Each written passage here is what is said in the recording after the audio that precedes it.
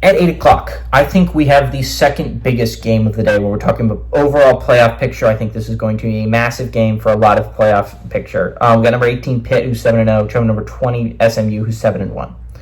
SMU favored by 7.5 points on the ACC network. Eli Holstein has gone 138 to 215, thrown for 1,805 yards, 17 touchdowns, 5 interceptions. Desmond Reed on the ground has had 89 carries for 541 yards and 3 touchdowns, and Kanata Mumfield has had 27 catches for 473 yards and 3 touchdowns. Kevin Jennings has gone 110 and 171, thrown for 1,594 yards, 10 touchdowns, 5 interceptions. Brashard Smith has had 117 carries for 745 yards and 9 touchdowns, and RJ Maryland has had 24 catches for 359 yards and 4 touchdowns. SMU is 3-2 against Pitt all time. Last 3 games have gone to SMU from 40. For 3 games from SMU. 3 games have gone to SMU from 1948 to 2012. SMU is 1-0 at home, and they're 1-0 in one-possession football games. This is a big game for both teams, obviously, right? If SMU loses this game, your at-large contention is likely dead. If Pitt loses this game, your path to the ACC championship becomes a little muffled, right? And I think it becomes really, really hard for me to imagine Pitt making the ACC championship game. Simply because I don't think SMU loses another game all year. I'd like to point out that the next 3 games for Pitt, for SMU, you play 500 football teams at the 500 level. They play Virginia, they play Cal, and they play Boston College. And not to talk crap about any of those teams. I think Boston College is a very solid football team. I think Cal is a good football team that's had a lot of bad luck. Not that none of those teams can pull off the upset there. I absolutely think some of them can pull off the upset there. But I do think the path to the ACC championship doesn't get a whole lot easier than playing those 3 teams down the stretch. Like, it does not get a lot easier for SMU than playing those 3 football teams. And you're talking about, I don't know if SMU loses another in-conference game. And if Miami wins out, you're kind of screwed if you're Pitt.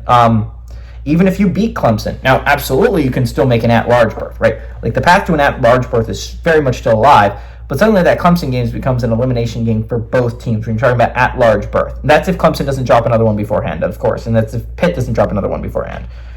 Pitt doesn't have an easy schedule down the stretch either. Again, the worst team they play is at 500. They play Virginia, and I think they play Boston College. But they still have Clemson on their schedule. They still have a really tough game against, I want to say, Louisville on their schedule. Again, Pitt has a really hard ACC schedule left.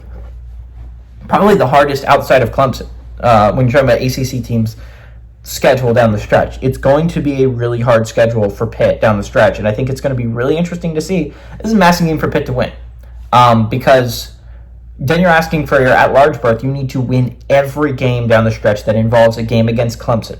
That involves a game against Louisville, the games against Boston College, a game against Virginia. Like, again, Virginia is probably the worst team that they play down the stretch. Virginia is 4-4. They do not play bad team down the stretch. They play at least a decent team every single week.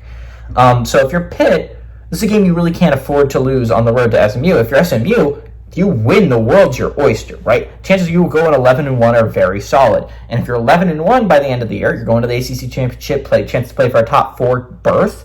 And not only that, I think you're basically a lock to make the playoffs. An 11-1 team should make the playoffs, with their only loss being to a really good BYU team, which is that loss continues to look better and better for SMU. SMU was really lucky to escape last week. I feel like I would be remiss to say that against Duke. On the road against Duke, you commit 6 turnovers. Losing the turnover battle by 6 and still finding a way to win is incredibly winning football by SMU. I will be honest, I don't know how you won that game. It was a lot of mistakes. I mean, a lot of mistakes by Duke to not win that football game on special teams. But you still find a way to win that football game against a competent Duke team on the road.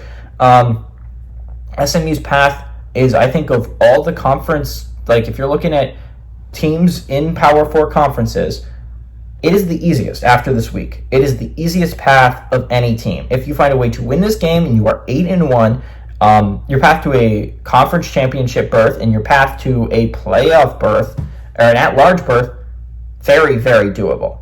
I think if you're going to look at it, maybe BYU has a little bit of an easier path because they don't really play a really good team down the stretch, but they still play a team like Arizona State that is really kind of competent. So like SMU's path is, of all the teams in Power 4 teams, the easiest after this week, but you just need to win this game. It's a massive game with massive playoff implications on the line between Pitt and SMU. I'm surprised this isn't on a major network. It being on the ACC network, I think, is a little bit of a travesty. Throw Louisville Clemson on the ACC network. Get us Pitt SMU in prime time, dude. This is a massive game with massive playoff implications. I like SMU to win, but I think Pitt keeps it close, and I think Pitt's handed the first loss of the year, and SMU, the world's choice here after this week.